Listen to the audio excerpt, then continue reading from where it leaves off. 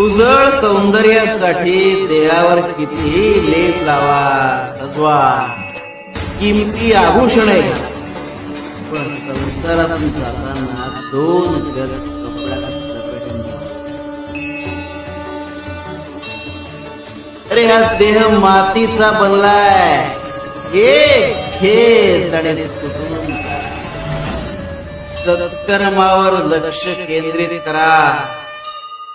कोणतेही संकट आले, कितीही वाईट वेळ आली तरी ज्ञानाची कास सोडू नका, कारण ज्ञानच आपले सगळ्या संकटातून रक्षण करते.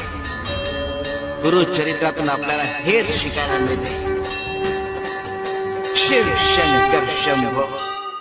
अरे तू जर मनापासून दुसऱ्यांची मदत केली असतीस तर प्रसिद्धी, पैसा सगळं मिळालं असतं. पण तू दुर्दैवी मागत राहिलास आणि गमवत राहिलास. रे देत राहिला असतास तर कमवत राहिला असतास.